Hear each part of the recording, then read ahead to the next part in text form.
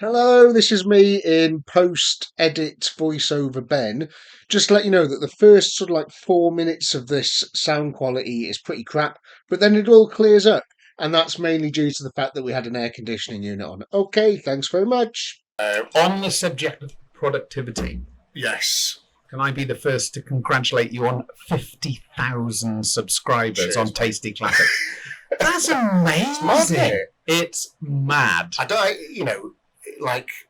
Really appreciate the people that have actually hit that button and subscribed, because I haven't got a fucking clue what I'm doing. I don't know why they're why they're keen on watching them, but they are. Genuinely entertaining. I love them. Nice. Yeah, I must watch one. Yeah. No, they are really, really good. And I know, you say, 50,000 subscribers, how did that happen? I know how much work goes into that. Yeah, it's a shitload of work. It is a lot. I'm just going to turn the microphones down a touch because we do keep clicking them. Okay. Let me just work out how to do that. The box is upside down. It's not going to be helping, is it? So 1 click, 2 click. Yeah, it's a lot of work. But you love it, don't you? I do. I mean, it's something I've always wanted to do, and I'm getting to the point now where I'm getting paid to do the one thing in my life, apart from boozing and shagging, that I absolutely love. Oh, dear. Yeah, which is amazing, isn't it? Yeah, really it's just a lot of the. I wouldn't mind, if we can just discuss like the journey of the cars, really, and sort of like what's from the first things that came to the channel. Because it's only 2 years old, the channel, roughly. Wow, less than that. It'll be 2 years. So it's 2 years and a few months. And yeah, just phenomenal. I in the first year, I thought I will be really, really grateful if I can get to 1,000 subscribers in 1 year. Yeah, I thought that'd be amazing. And then now to get to this point, it's nuts. And I'm all I'm going to do is just keep working. I'm going to keep pushing it. I really enjoy it. I've got some sick stuff lined up. Yeah. I've already got 2 cars at the workshop, which nobody knows about. Doing really well to keep those hidden. And yeah, they should be phenomenal fun, Yeah, really good. Really, really good More fun. Nürburgring? So one of them is a Nürburgring car, yeah. Yeah. Cool. So but it needs so much work. It's completely rotten. It's more modern than the TT. Yeah. And it is completely rotten. So I'm in the middle at the moment of taking all underneath of the car off, and I'm going to have to paint the underneath of the car, and weld loads on it, which is mad considering how new it is. Okay. It's really, really interesting. But I think it's been a by the sea car. Okay. Yeah. So really good. But yeah, so let's have a look what it started with, and I'll just people want to know what I sort of really think about the cars and stuff. Just notice there's a huge amount of background noise. Is it that air conditioner? Just go and switch that off then. Yeah. Go on. Please, sorry. Switched off now, fucking kneecap you.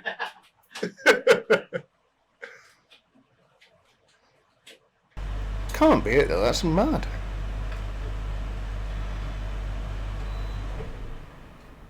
Oh my god, you should see how much that's reduced it.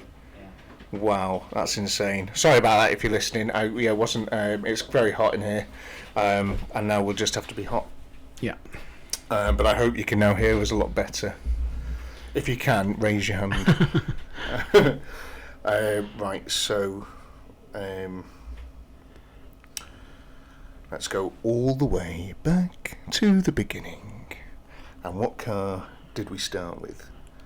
The first video that I did that is still up is me taking the Reliant Scimitar around the Nürburgring. But I loaded that up 7 years ago, and that was just me putting a cool video on it. But it was only filmed on a phone in a thing, and it was just great fun. But that was the first sort of video of the channel, and then the first one of the new Tasty Classics as it is was when I took the F250 to Alton Park Oh yeah, I remember for an that. American car show. Yeah, God, that feels like yesterday. Yeah, long time. Well, it was. It says 1 year ago. It's mad, isn't it? It's over 1 year ago. It's like 1 year and 10 months, something like that. But yeah, and I remember doing that and thinking, I'm going to use this opportunity now to learn how to use a video camera.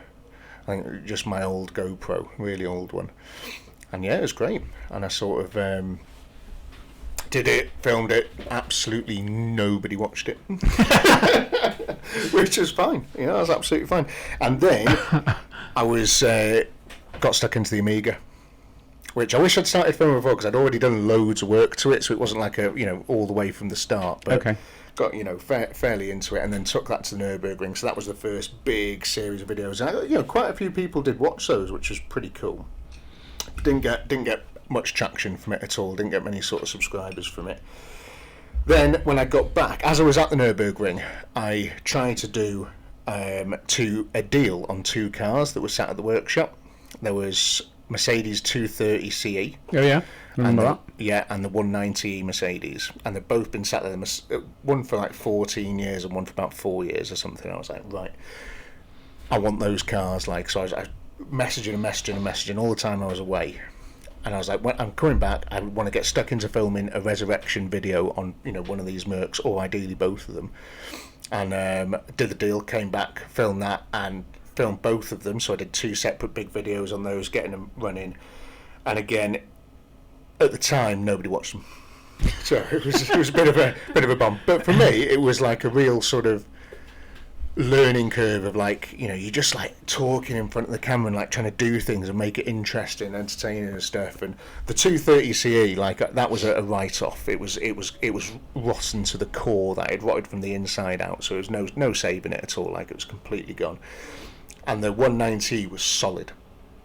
Needed a few little patches of welding, and it was mint underneath all the stuff. So I ended up doing like a 6-part series on getting that back on the road. And when I finished, it was immaculate. Such a nice car. So I really like that. Quite a few people watched it, but again, not loads at all. Because that's interesting to me that in the beginning that people weren't watching. It wasn't like, oh yeah, this is easy. Hundreds of people are watching. Yeah. It's just like nobody's watching. Well, I'll do another one then. Yeah. I love that. That was the whole sort of ethos behind it. It was just like, keep going. Because it wasn't like nobody was watching. I was getting 1,000 views, 1,500 views, which for me was like loads. Yeah. And then you had like 5 or 10 comments from amazing people. Some of them as well, I still recognise their names commenting now, cool. which I just love. I'd love to meet them one day. These people that have been following right from the start, and like I see the names, I'm like, yeah, I remember he was the guy, like that supported me on the Merc video or something like that. Yeah, that is really cool. Really, really good.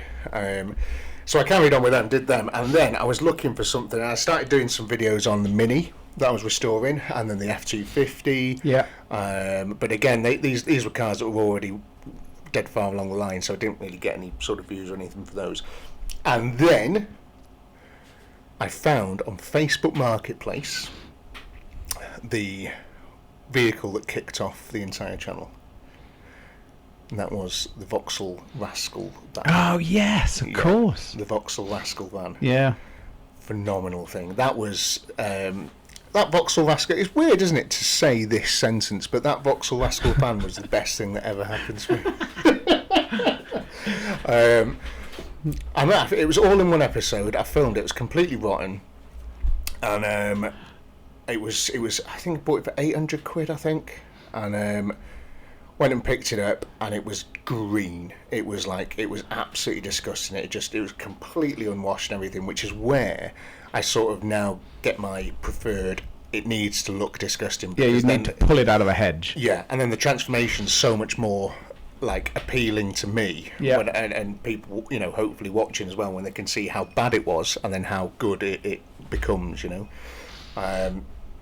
So yeah, really, really cool. So did that one, and just I think first week went by, didn't get many views, same as the Mercedes, and then I woke up one morning and it spiked and I was just like, what the fuck? And I looked at it, and I'd got something like 1,500 subscribers or something in one evening or something like that. I was like, shit. That's amazing. Yeah, I was like, this is a problem, this. Like, you know, I'm not prepared. I'm going to have for to this. keep doing this. Yeah, I didn't realise, you know, the people actually enjoy it. I was like, shit, right, okay. So, yeah, it ended up, and that at the moment is my second most viewed video ever on the channel. Is it? Yeah, 320,000 views now. Yeah, because I got that wrong. So you've got subscribers, you've got viewers. So some of your bigger viewing figures are huge, aren't they? Yeah, I think it's something like 6 million or something at the moment, which is great, isn't it? You know, that's handy. Yes. Really nice. Be nice if, you know, 1% of those subscribe, 10% of those. But anyway, you know, it's really good. But you know, that's always the case. You'll always get tons more views than you will subscribers. Like, you know, some of the big Matt Armstrongs and that, they've got, you know, I think, I'm sure, hundreds and hundreds of millions of views. Like, you know. But yeah, so it, you know, did the Rascal van, and I remember just driving it around, and I absolutely adored it. Wish I'd never sold it. There is potential opportunity that I might be able to buy it back one day. Okay. So I'm keeping my ear close to the ground with that. And if that does happen, I would love to, and I will put it in a glass box outside.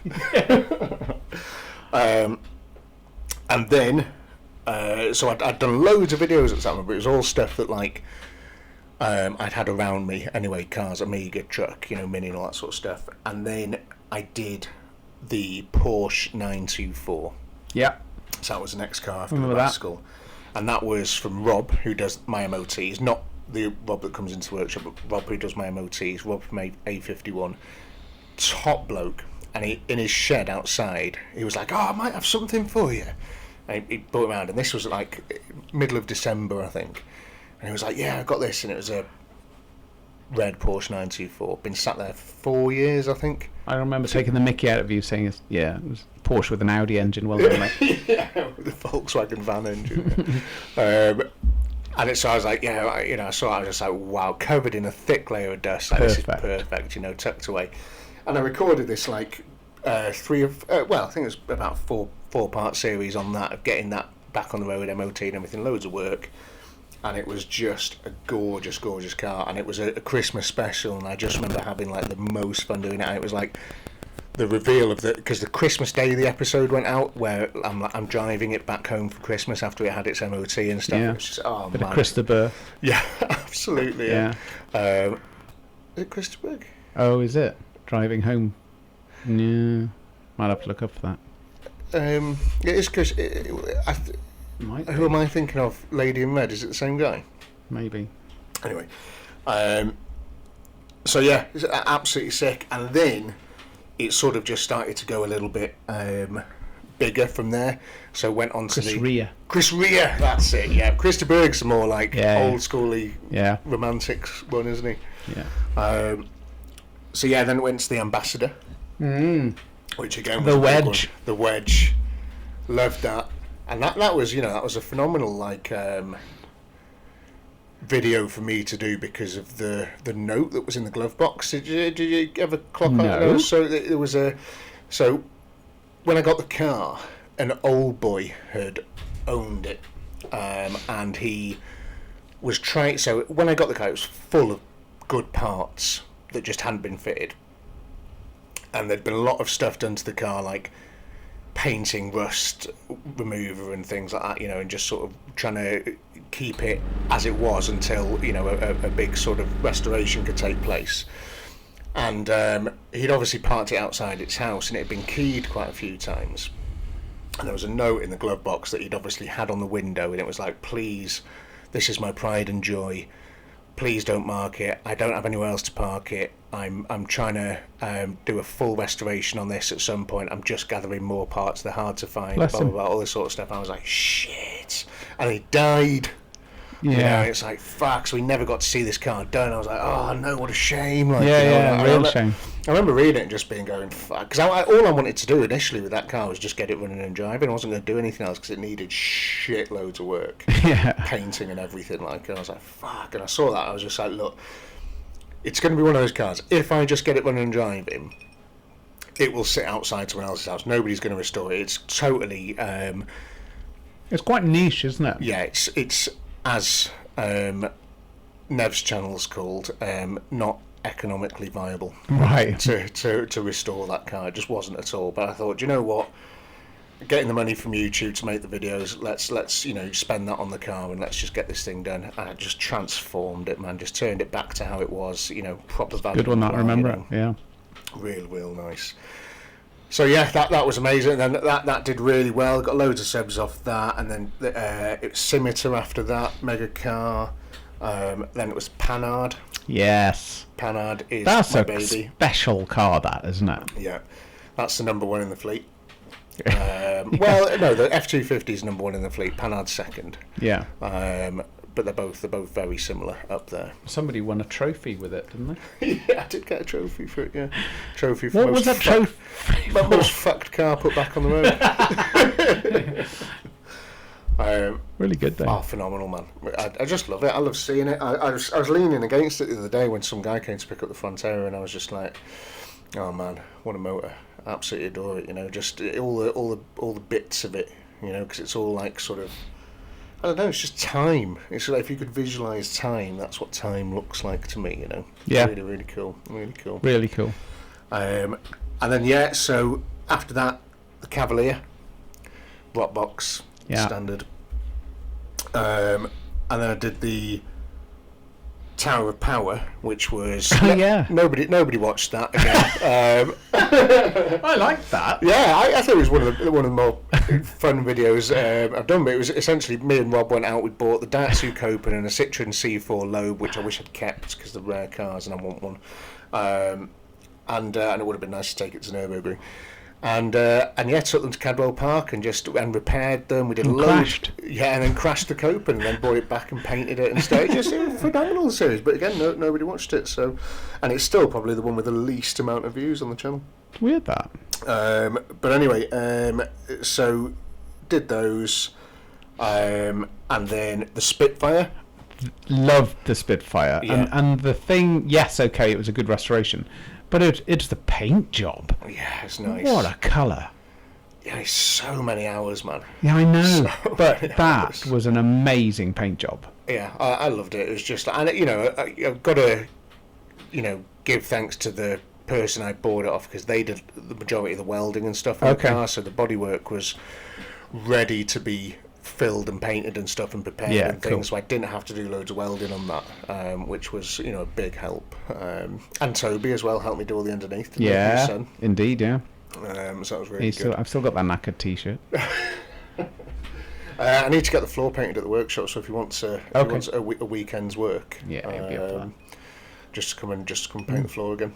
That'll be really good. Definitely. Then it was the Mondeo, which again was a massive spike.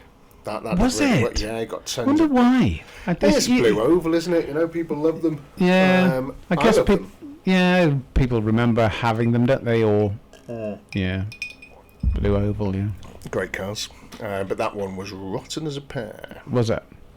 However, I sold it to a guy called Tony, top bloke, and he said, "I'm going to restore it," and I was like, "Yeah."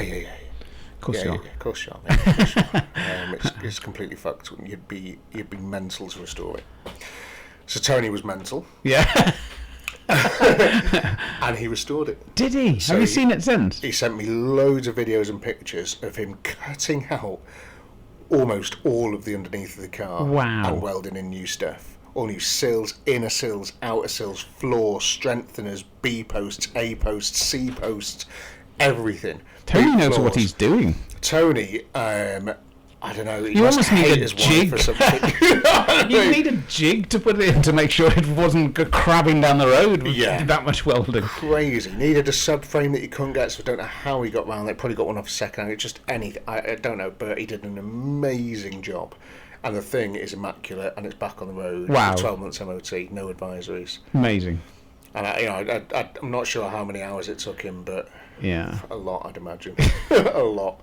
love that. Months, But yeah, so that car was saved, and I am so into cars being saved, and pretty much all of the cars I've mentioned so far, apart from the Cavalier, have been saved. That's really The cool. Cavalier was used for parts because it just had some amazing parts in it, but all of the other cars have been saved.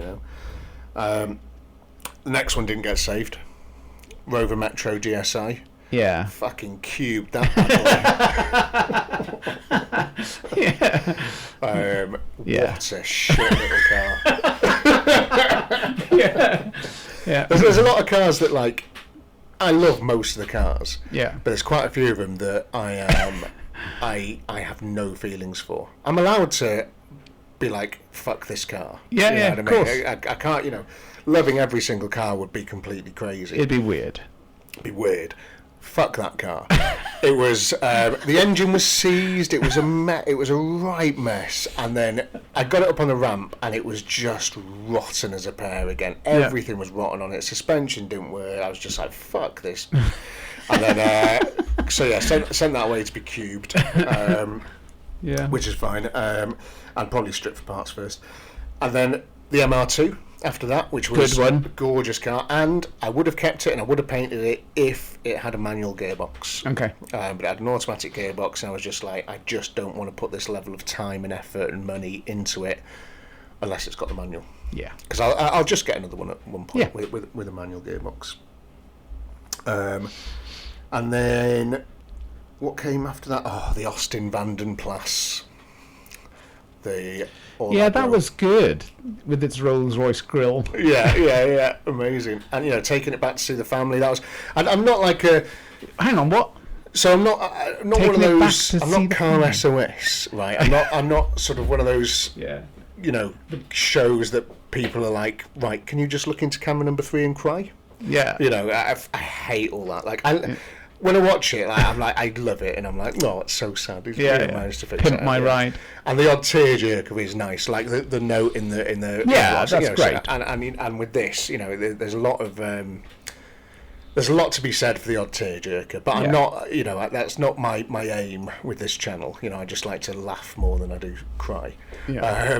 But usually And that you would depends have on the car. preferred a bottle of bourbon in the the glove box rather than a note, wouldn't you? Absolutely, but yeah, so this Austin, my mate sold it to me, the guy that I sold the Vauxhall Rascal to, and I just happened to be browsing it. Sometimes I look to try and find where the car was before the person I bought it off got it. Okay, yeah. And I found the original advert for it on eBay, and I was like, shit, right, okay. And there was a mobile number on it, so I messaged the mobile number.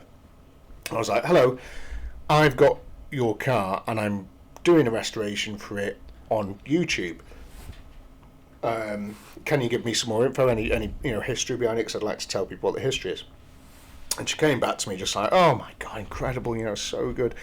Because I sent a load of pictures and stuff with what's happened to it, and she was like, I'm so glad someone's doing it and not showing violence. So I can't remember the exact story, so I have to excuse me, but it was I think it was her father-in-law or granddad or something, and he'd owned the car and planning on restoring it, and it had been sat in his garage for 30 years or something stupid like that, crazy, but looked after it really well. And she was like, we used to go on holiday in it and play in it and all this sort of stuff. Dead cool. And his wife was still there, and she was like, oh, know the car and everything. And I said, well, when I've done it, why don't I drive it up and you two can have a look? Yeah. And she was like, I'd absolutely love that. That'd be incredible.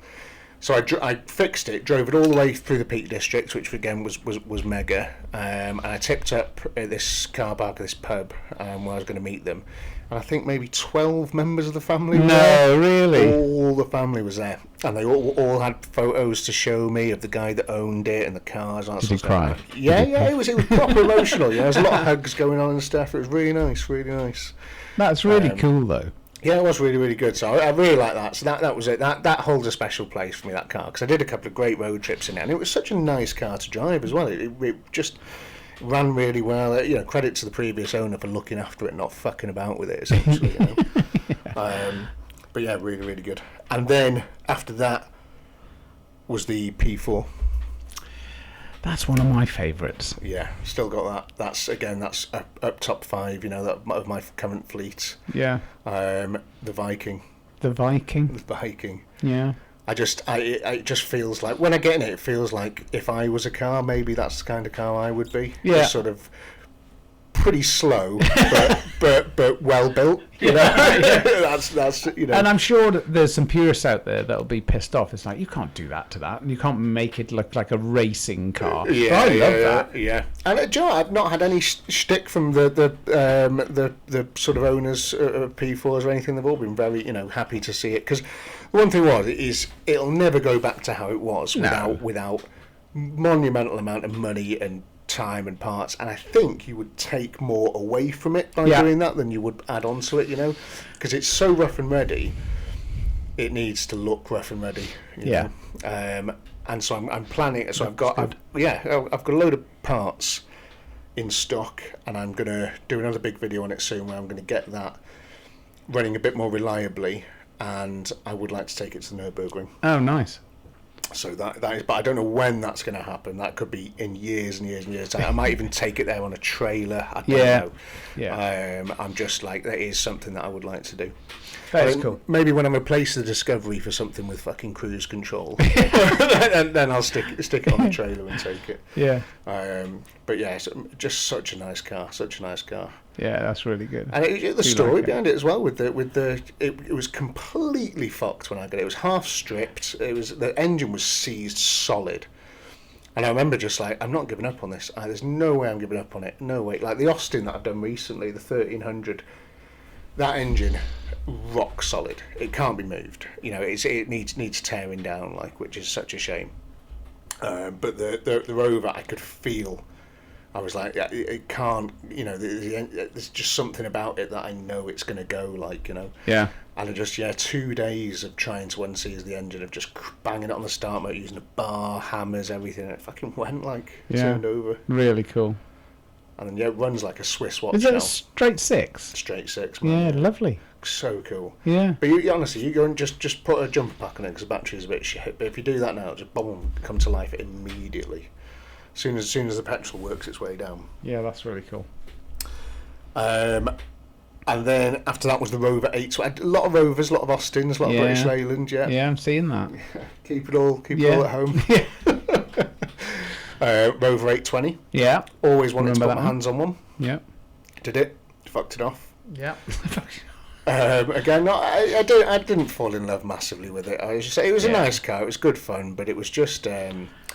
I don't know, the paintwork was a bit shit on one side, and it had been. My favourite kind of car is a car that hasn't been messed about with, and that Rover had they put a different interior in it, and one of the back seats didn't match, and he changed loads of stuff, and there was like holes and wires and things, and I was just like, oh fucking hell, I hate that, because it just ruins the whole originality of the car. So I wasn't that bothered. I was just like, yeah, go on, see you later. The Saab 9.3. Yes. Nice car. Yeah. With really, a quirky dash, which we've spoken about. With the at night dash. Yeah, really cool. Yeah. Loved that car. It's great. I would have kept it if I didn't have if the Passat didn't come along when it did. I'd probably still have that now, just as a little diesel smoker, undercover agent car. Then the Frontera. Yeah. Which again, I didn't expect to actually get back on the road, because it was just a bit of a waste of time. But I did it, and I sold it the other day, which is a big video coming out soon of how I've sold all these cars and stuff. It is what it is, just a very old 4-wheel drive Vauxhall. Yeah. And then the P6. Yes. Really nice car. Yes. But again, not one I fell in love with. Yeah. Just wasn't. Had to go. Yeah, it had to go. Just wasn't my thing. I don't know why. A lot of the cars that I do, I will have something. The ones that I keep, or the ones that I really, really love, are cars that some of my family might have had in the past, or I used to drive. Yeah, I get that. There's an attachment somewhere, isn't there? There's a hook for me. Definitely. It's like, I used to have. My uncle had one of those. My dad drove one. Something like that. Nothing on the P6. Yeah. So I loved it. It was a great car. I did loads of really interesting work to it, with the top end of the engine and the shims and all that sort of stuff. But again, just didn't really do it for me. The P4 is much more of a interesting thing. So sent that down the road. And then obviously just after that came the big restoration on the Spitfire, but because it was about a year after I actually bought it. Yeah. And then the car, which is currently in treatment, the Capri, came after the P6. That's going to be a good one, isn't it? Yeah. So I'm taking my sweet time with that, because that is going to be a car I'm going to cherish for a very, very long time. You know? Is it going to be a bit of a special? So I want to make it look exactly like the 1.6 on the outside. Yeah. You know, exactly standard car, standard interior, everything. And I want to try and keep the wheels standard, but it depends if we can get the brakes underneath the wheels. So I'm going to have a look into that, because it's going to need much better brakes. But I'm hoping they will fit under the original wheels.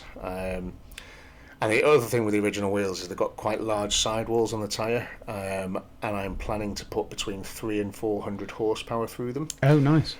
Which could be undrivable. And my idea when I got it was I wanted to put 170 horsepower through it, 200 horsepower through it. I was like, that's going to be a very, very nice, fun driver's car. Yeah. And I bought all this engine and stuff, and the guy had bought loads of gear to turbo it. Yes, that's right. And I was like, fuck, I love turbos. So I decided to completely ruin it and put a massive turbo on it, which I'm going to do. But it's going to take ages to do all that, and it's going to be really fun. Big learning curve for me, and just a lot of money and time and stuff. So which wheels is it? It's got the 4-spoke alloy wheels. Yes, nice laser alloys. I like those. Yeah, God, gorgeous, man. It looks so good. I think the only way you'll be able to tell it's not the 1.6 on the outside is going to be the exhausts. Okay. It's going to have, I think, 2 exit or 1 exit or something, 2.5 inch all the way through. Cool. Sleeper? No cats, nothing like that either. Bomb! Insane, so yeah, it'd be a proper sleeper, you know, real nice sleeper.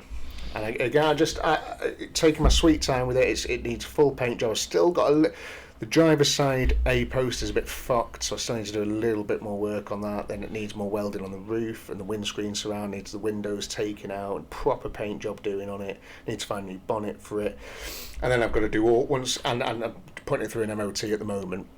But then I've got to get all the fuel tank and stuff done for the new turbo engine. I've got to make all the new turbo stuff, boost pipes, radiators, just tons of work. But it's going to take a long time. Might be next year it's finished, might be the year after, but either way, it's going to be an insane little series. What about handling wise? You can put different suspension on it. Yeah, it's got leaf springs on the back, like a pickup truck, so like a van. So I'm going to have to do something, surely. Yeah. I'm going to have to do something. But you can buy conversion kits, but I don't know, man. Everything's expensive, yeah. So I want to put an LSD in it. Right. Which would really, really help. That's like 600 quid. I want to put rear disc conversion on it, which is 500 quid. The front caliper and disc upgrade, again, I think you're looking at the best part of sort of 500 quid for a really, really solid stuff that I would want.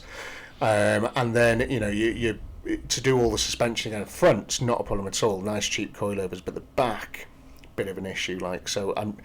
You can get really smart shock absorbers and an upgraded leaf spring kit. Okay. So there is potential that I do that and see what it's like. Yeah. And if it's properly shit and undrivable, then I'll be like, right, okay, let's look at some, because a lot of the racing Capris that you see, they've got coilover kits and stuff. But again, it's quite a lot of fabrication, nothing really that bolt on, and so I don't know. That'd be good, though, won't it? Oh, it'd be amazing, yeah. That's Nürburgring stuff, isn't it? 100%. I mean, that'll probably be a car that gets taken to the Nürburgring once, probably driven around very, very slowly, because I'll be terrified of fucking crashing it, and 300 odd horsepower in a Capri is just going to be really, really dangerous. And then I'll probably take it home, put it under a cover, and just take it to shows every now and then. Yeah. It'd be a nice thing to keep. After the Capri was the MX-5. Like that one.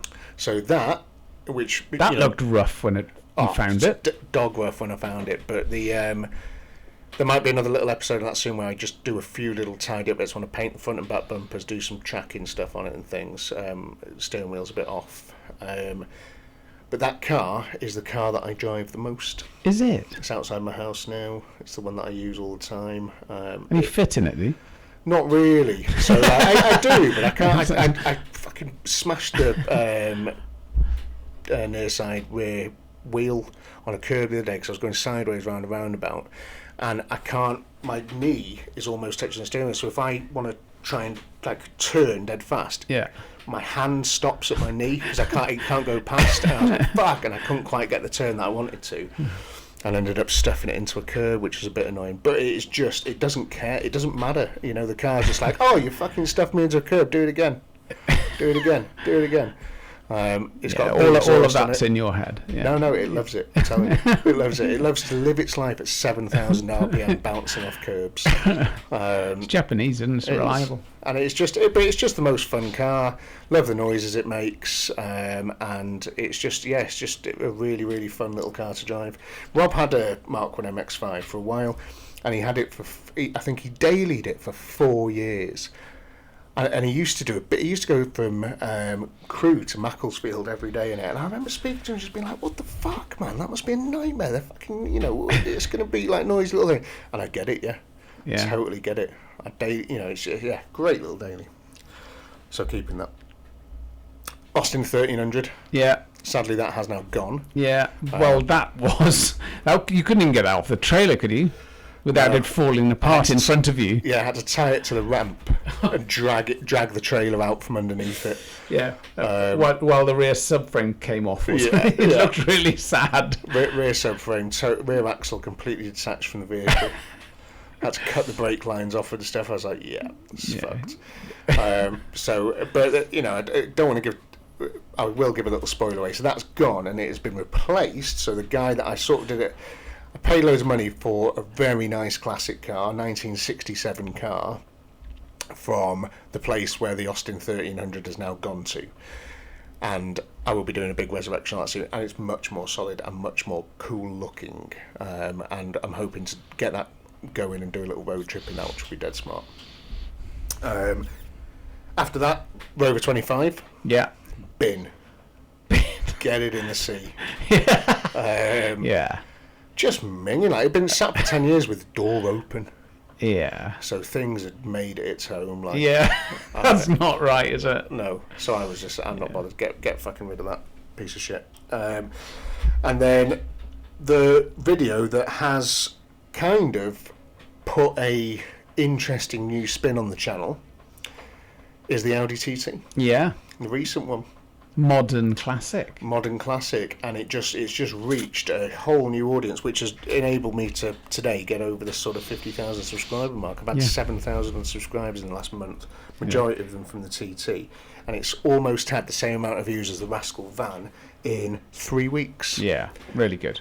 Which is pretty nuts. And I've got another modern classic, that I'm sort of working on now, and I'm hoping it's going to, people are going to really enjoy it.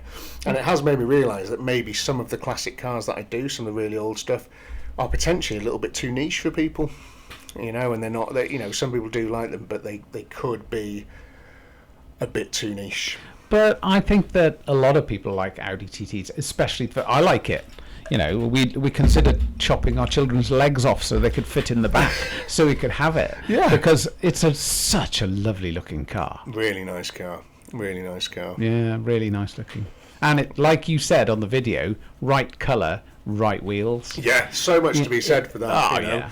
I mean, this other one that I'm doing at the moment is the right colour with right wheels, the right amount of doors. It's all very, very important, Really is. Especially if you're going to do the same as I've done with the TT, which is get it back, big valet, stick it in the shed next to the Spitfire, both valeted undercovers, ready to go. A couple of nice little cars there. I say valet. Oh dear. Yeah. Is that not a bit more Americanised, valet? Well, valet but you did spend a lot of time in America, didn't you? I did, but I think that's correct, isn't it? Valet. Yeah, you're not going to start saying it though, are you? You've said valet for too long. So how would you say valeter? Valeter. I've never had to say that. Well, there you go then. A bloke who cleans cars. Interesting. But so all this. Sorry, have you finished that? So the TT was the last one, wasn't it? TT. Well, kind of. On Friday, folks, you've got a car that I didn't really like, but I bought it because a subscriber made me a 1952 Sunbeam Talbot 90. Yeah. Was just, to be honest, it was a very fun little resurrection, and I enjoyed it, and it was fun. But again, this is what I'm thinking of. Potentially, these cars are too niche. These older, because not many people know what that is. Yeah. Compared to the people who know what an Audi TT is. So maybe I'm shooting myself in the foot by doing things like that. Anyway, I don't know. What do you think, viewers, listeners? So the thing that stands out is, it's in a relatively short period of time. How many cars? Just ridiculous. Not enough, really. But you do. They get put through, don't they? Yeah, it's like next. Yeah. It is really cool. And sourcing them must be fun. Yeah. Do you get people on the channel saying, "I've got a car for you"? Does that happen a lot? A lot, yeah. There's a guy at the moment with another sort of future modern classic down, but he's fucking miles away, right down on the south coast. But it's a car I really want, and I think it just make great viewing. So I am going to potentially go and get that. I need to get a fucking tow car with cruise control, man. Yeah. That Discovery is fine for picking stuff up within a couple of hours, but you spend 10 hours driving that, and your right leg's fucked because you're on a heavy trailer. Yeah. You're up and down with the throttle constantly. You can't just keep it steady because any slight inclines or declines, you got to pay attention to your right foot so much. It's really, really annoying. But yeah, so they do, and a lot of the times as well, people do message and that they send me, pictures of the cars. It's a lot. If I get a message and there's no picture with it, unless it's super interesting, I don't even reply. Yeah, it's just like, I have to see a picture, and usually if they haven't sent a picture, it's for a reason, Yeah. And a lot of the cars that I do see, it has to be thumbnailable. It has to be right. It has to look good in the thumbnail. So it's got to be a bit green, a bit minging. It's got to look like I can change it. I can make it look visually different. So there's no point. A lot. I've had quite a few cars that just look really nice and clean. But it's just like, it just needs loads of welding underneath. Yeah. It's like, well, I don't want to do that because I'm not going to be able to make the car look physically any different to how it looks now. It's going to look exactly the same. I'm just going to have a really sad week. That's it. Yeah, that's all that's going to happen here. It's the pressure washing, all the green shit off. That's the fun bit, isn't it? Yeah, I love pressure washing a fun car. I love it so much. I have got. I hope one day, it's selfish, but that you find an XR3. Yeah, not an XR3i. My mum had an XR3, it's a Mark 1, a red one. Well, it's a Mark with the weird It's a Mark 3. Four hole wheels. So that wheel had four. Yeah, nice. So it's a Mark 3 Phase 1. Okay. So with the orange indicators. What a great car that was. They're amazing. Amazing. They're amazing. There was one at the farm where this Austin was. Oh, was that? But it was an XR3i. But it was the this farm was like the rust belt of Wales, and the XR3i. The guy went to put it on the trailer, and he just half the car stayed where it was. the rear axle stayed where it was, and the car started to ride over the rear axle. And they just stood there, and the guy was like, "I don't fucking want this, mate. Stop. Yeah, I don't want this." And they had to sort of. It stood there, sort of making a whole new agreement on the price of the car. It was completely obliterated. Yeah. Good though. That would be good. I've done an XR3i, but this was before YouTube. So there's lots of pictures of the restoration of it on my Instagram. But I did do a black 3-door XR3i, gorgeous thing, full resto paint, everything.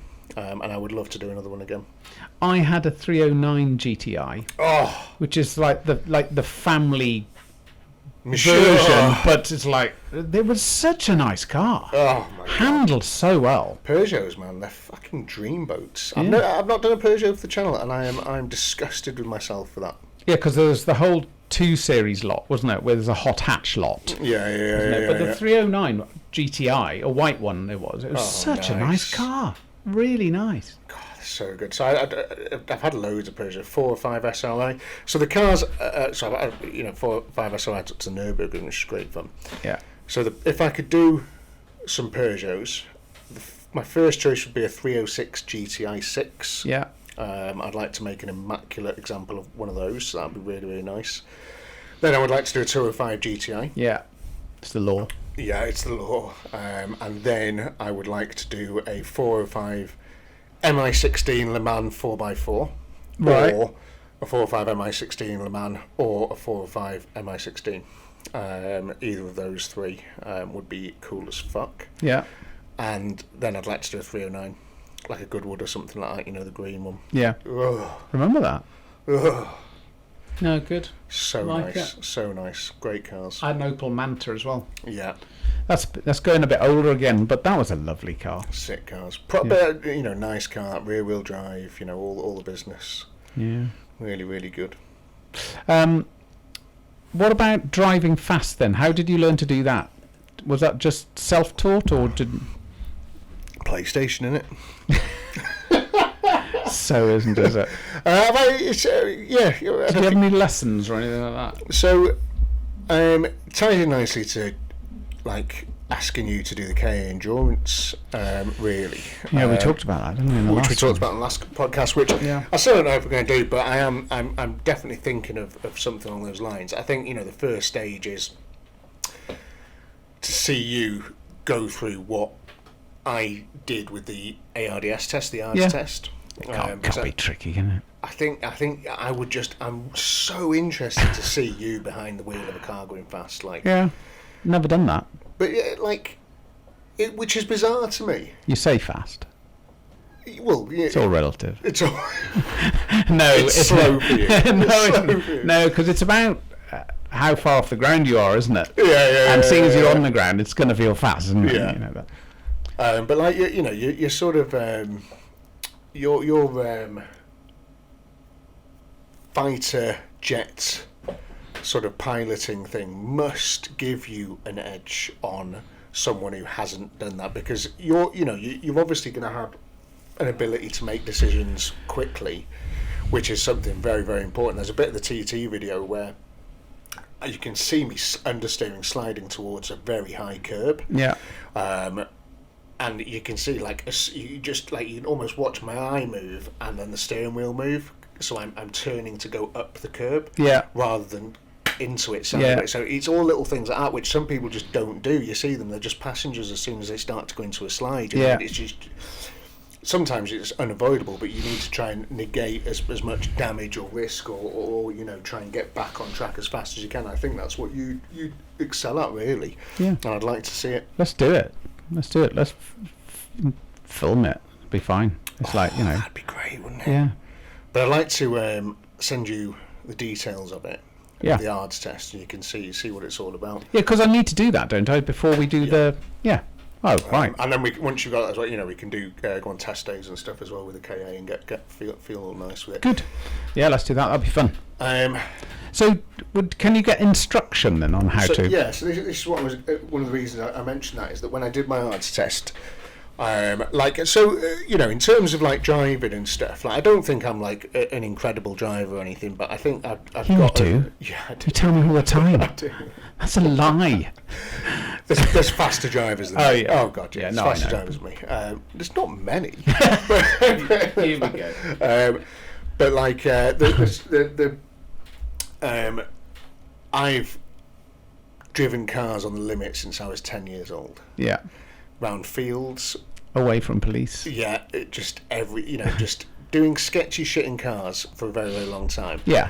And it evolved when I got my license and stuff into driving around the roads very quickly, and then when I matured, I was slightly started to go to tracks, do a little bit of racing and stuff, you know, and it's like I did like cool 8-hour endurance races through fields and things, just like loads of stuff like that, where you've got to sort of think a bit more about what you're doing, you know, just you know.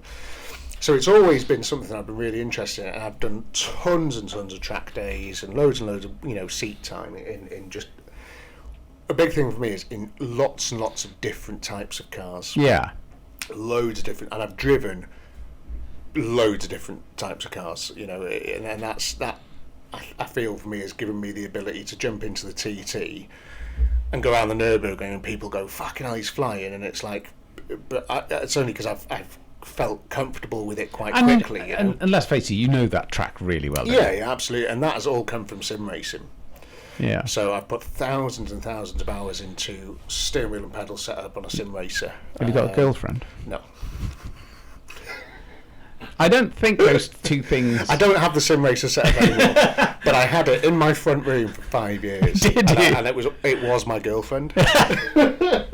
Nothing sad about that. No, not at all. But that was the sort of for learning all the tracks. Amazing, really, really handy. It's in real life, it's very, very different, but at least I know what kind of corners come in next. Yeah, that's the biggest thing about it. You know, there's a million different things about actually doing it in real life, but the sim racing ingrains into your brain what you're coming up towards. Yeah, and that is huge, you know. And they're so good nowadays that you do get a sense of elevations and stuff as well, which is really, really handy. So when I did the ARDS test, I one of the best things you can ever do is get tuition from a proper racing driver. Where was this, by the way? At Alton Park. Okay. So I've done loads of track days at Alton Park, but I never had tuition there. I thought I was pretty quick round Alton Park anyway, and I was like, it was great. But when I went to do my test, I thought, do you know what? I'm going to pay a bit extra, and in the morning I'm going to get some tuition first. Yeah. And I want to sort of see what I'm doing wrong, you know.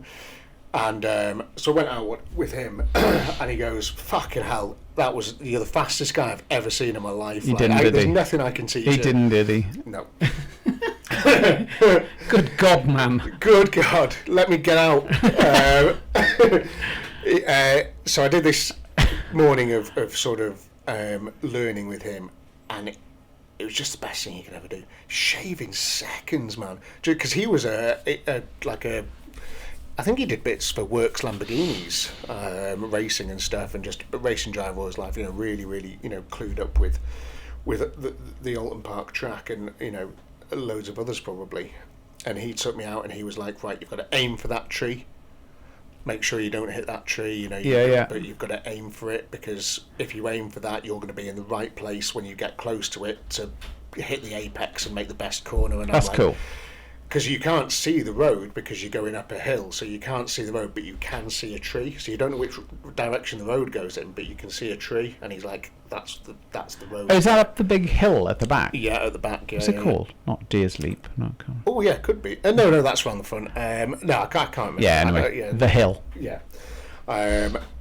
Phenomenally good. And then but the first couple of times you're just like, "Oh my God, I'm about to crash," and then you do it, and it's such a sweet thing. You're like, "Oh wow, man, yeah." And then in the afternoon I then did the ARDS test, and it was hammering it down with rain, which is one of the reasons why I'm quite good in the wet as well, because he taught me a lot of stuff about driving in the rain, and it's one of the ways that I word it to myself is like grabbing a nettle. Yeah. If you brush past a nettle, you'll get stung. If you grab it, you won't.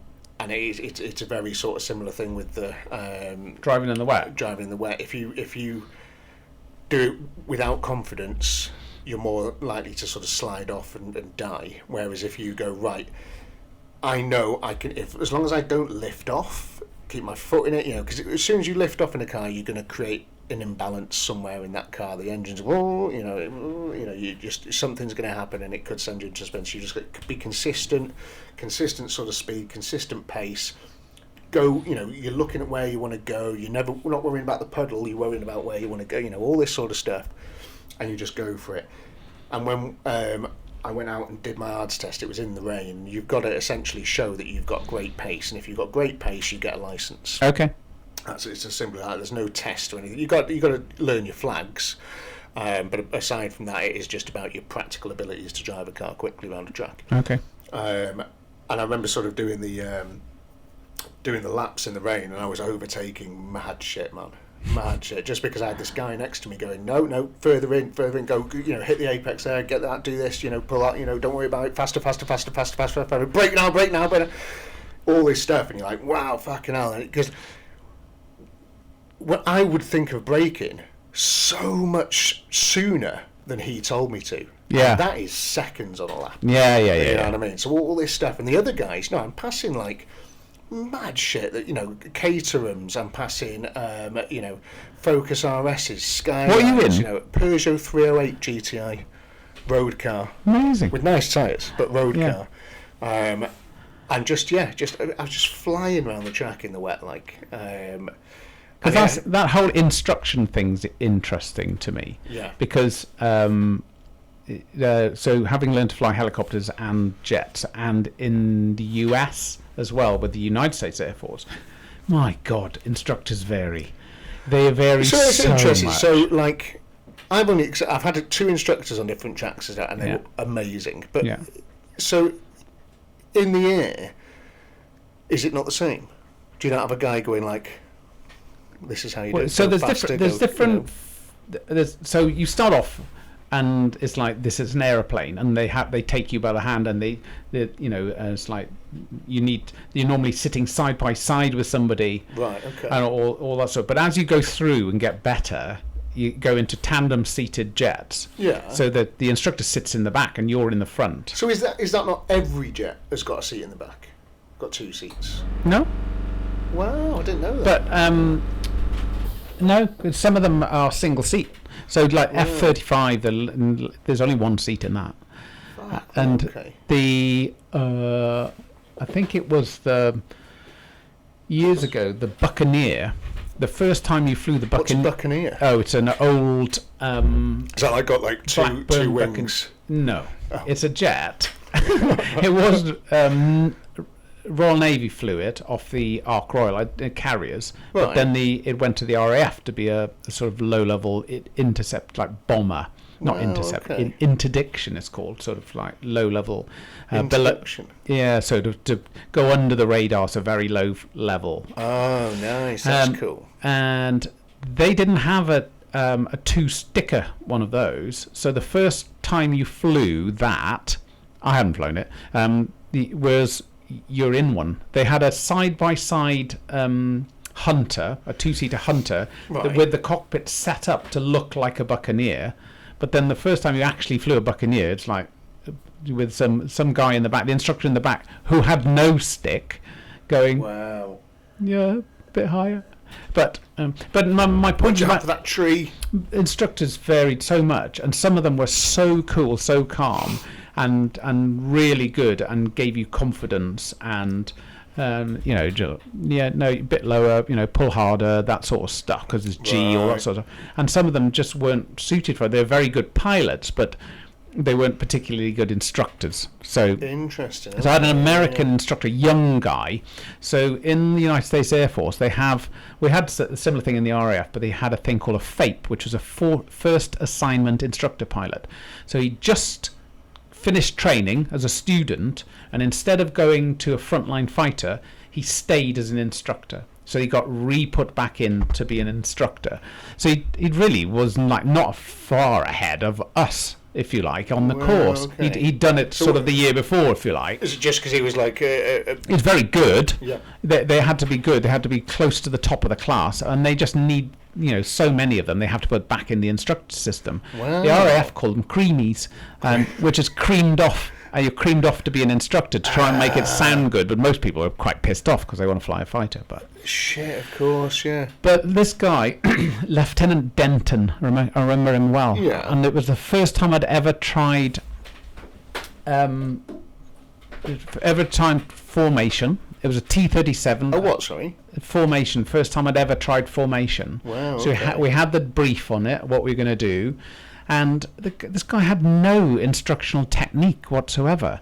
So he said he flew it. Yeah. Said, "This is me in formation," and then he said, "You have control," and he said, "Right, you formate," and I went, "What?" And he said, "Yeah, you go on."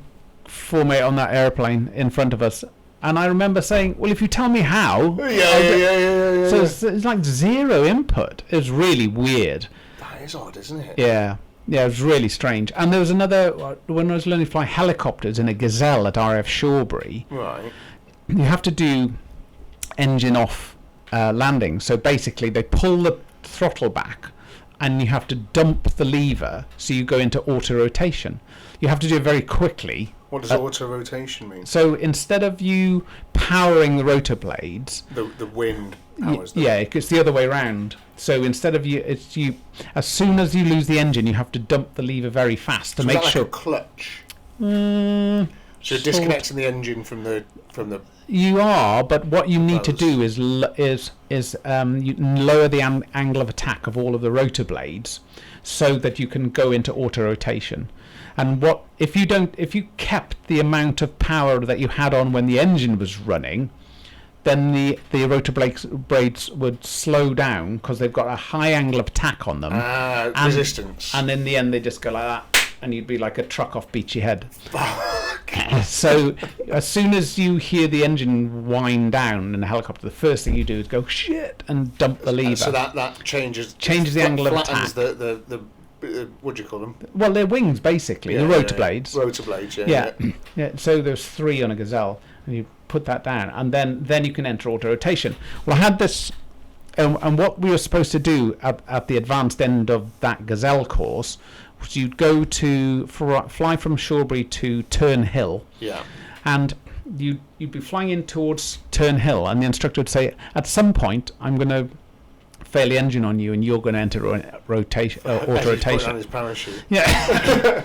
But the guy I had was like I never ever did it because he did it. He said, and now, and he'd do it, and then I could feel him on the controls, they're sort of doing everything. So he got down and you'd get down onto the ground, and just because you're in auto rotation, at the point at which the ground was rushing up, you had to just check to stop the descent, flare, which sort of slows you down, and then at the right time you bunt the nose forward and you push the lever down and you slide, it had skids, onto the grass. And we came to a stop. Does it go down with a bang, like? Yeah, well, it shouldn't. But you know, if you get it wrong, for example, if you flare too high, you've got no more energy left in. It's called the head where the rotor blade. Yeah. You've got no more energy left, and at that point, it's like all bets are off, and it's going to be a sort of fairly small crash, which isn't ideal.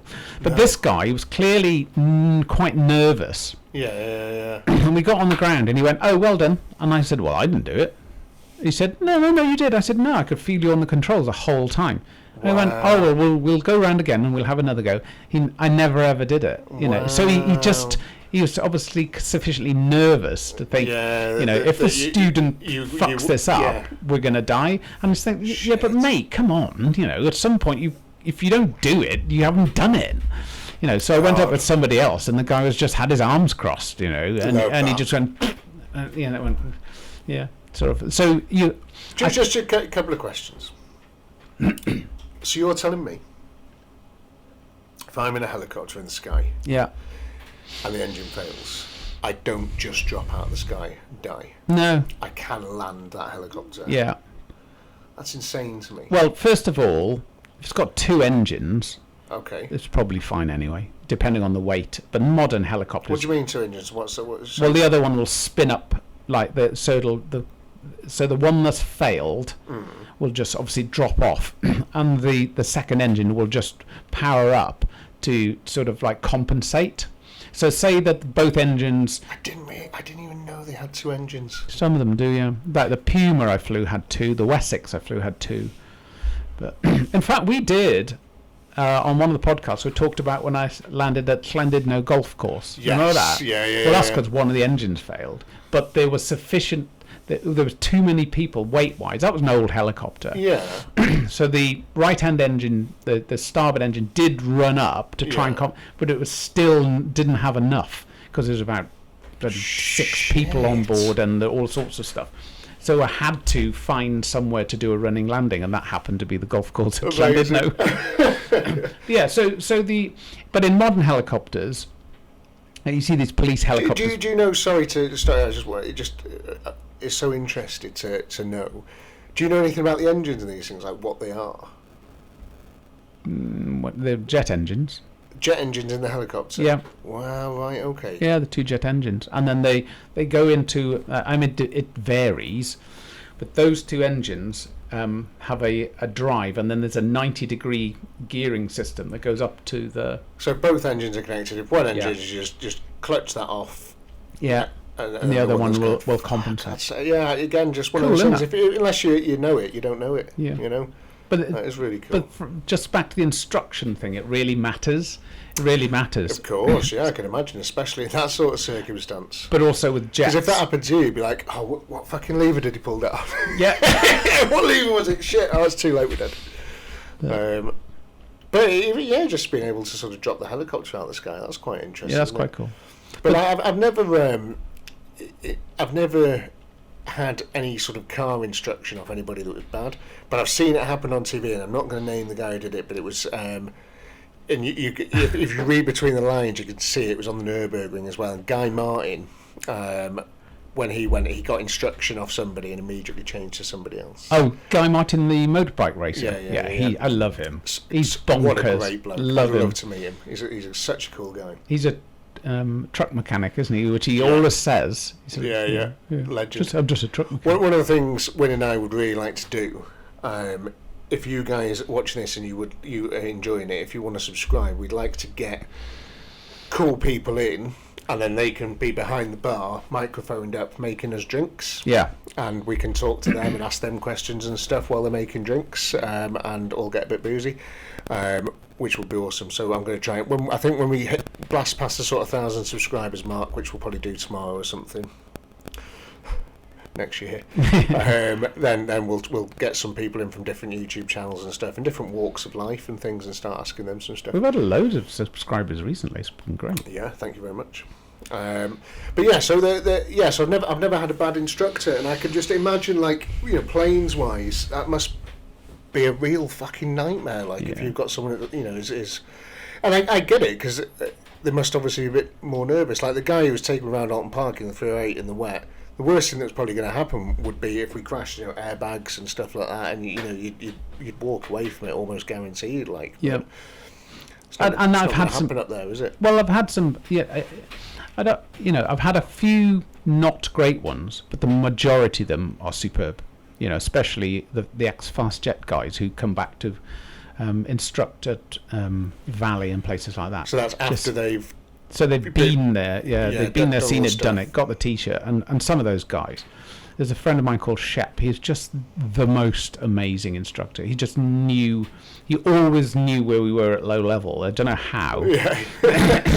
Just say, if you go to the left of that lake, he said, you'll probably find what you're looking for or something. It's just amazing, wow. But just massive brain. Brilliant. He was going to be a doctor. And he said loved all the theory stuff, and he got into year 2, and he said as soon as he had to look at an old woman's bottom, he said, I can't do that.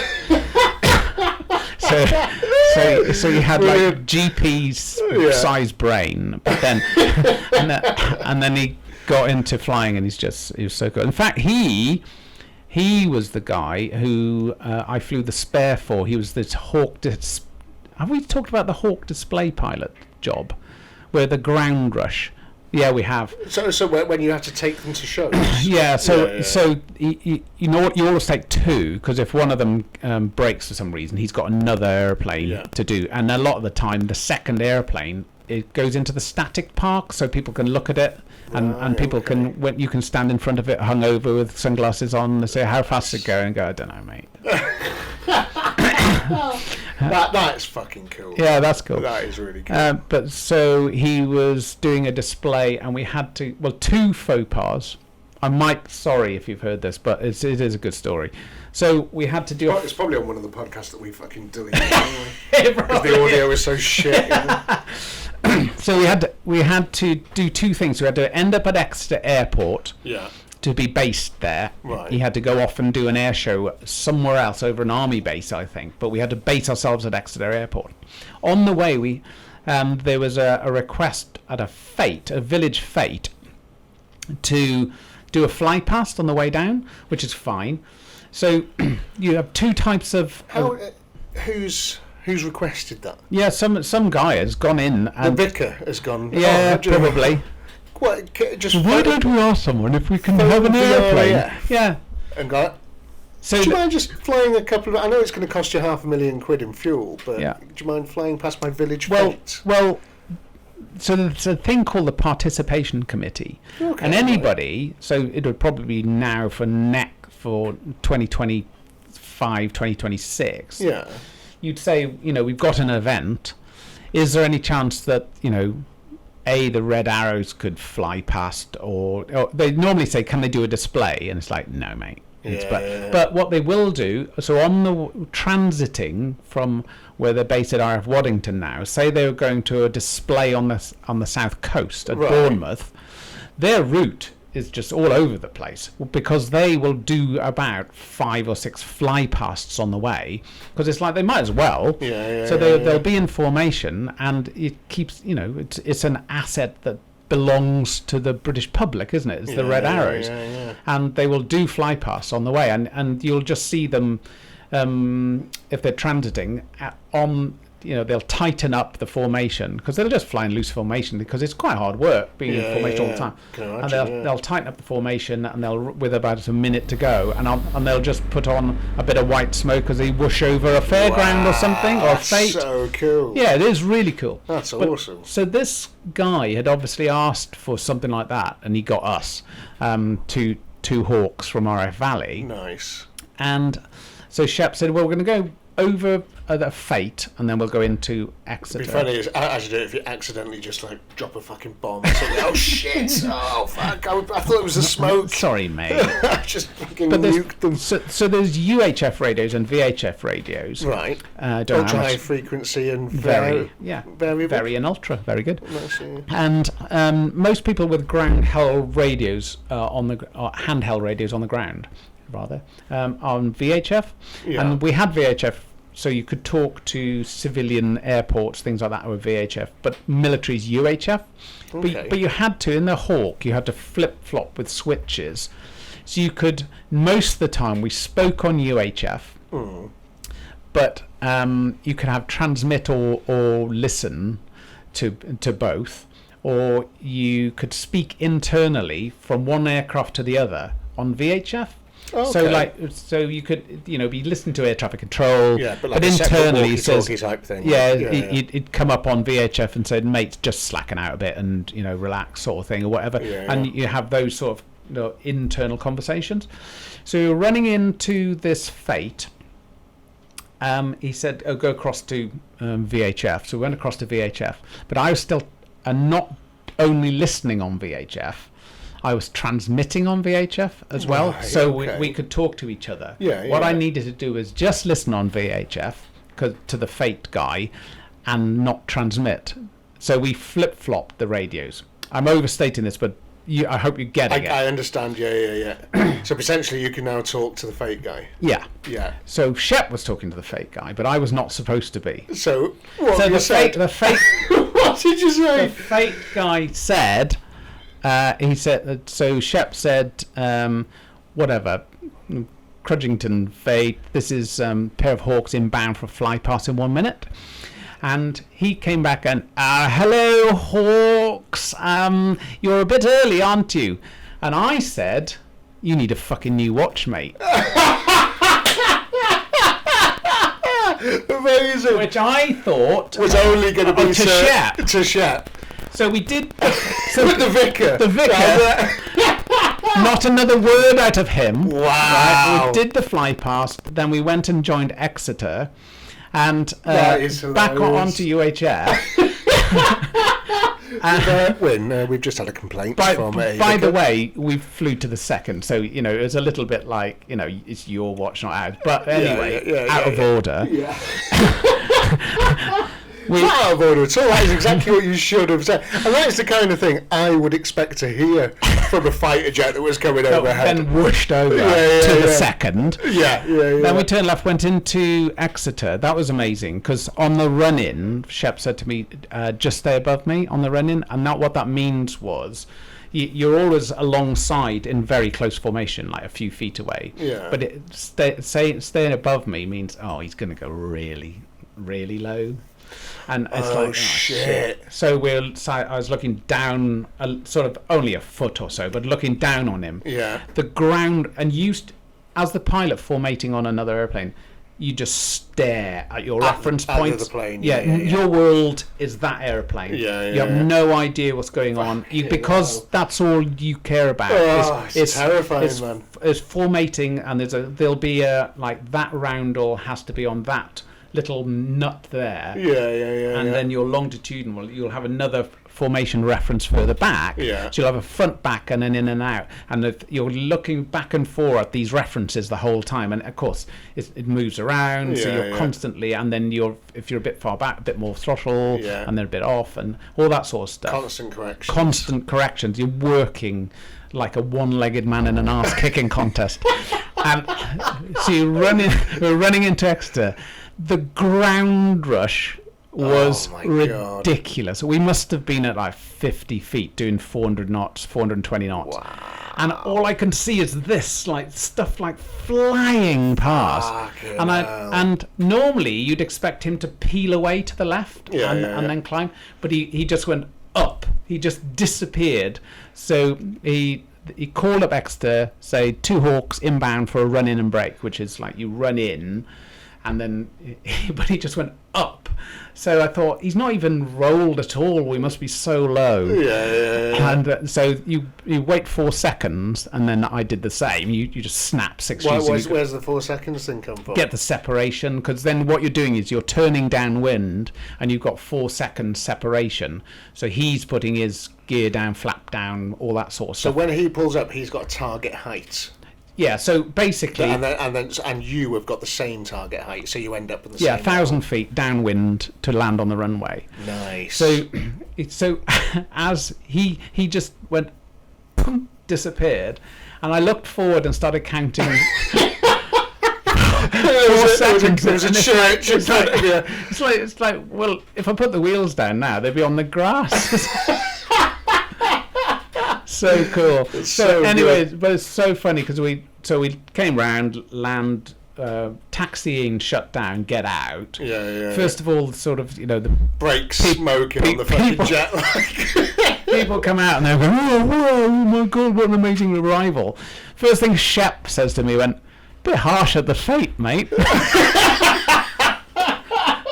And that's the first time that I clicked like, oh shit. That's so funny. That is so funny. Absolutely true. So funny. Yeah, that's hilarious. Poor fella. But again, it's it's what should be said to a civilian. those kinds of times. Yeah, it's the way he never said another word. Brilliant. Bless him. Put in his place. Yeah, did not mean to do that. I'm so sorry, whoever you are. Yeah. Amazing. Speaking of planes. I need to, sometimes, when you're just scrolling, something will come up and then you'll scroll away or you'll go and do something else. And I only saw, the brief headline of it, and I was annoyed with myself because I didn't go in to research it.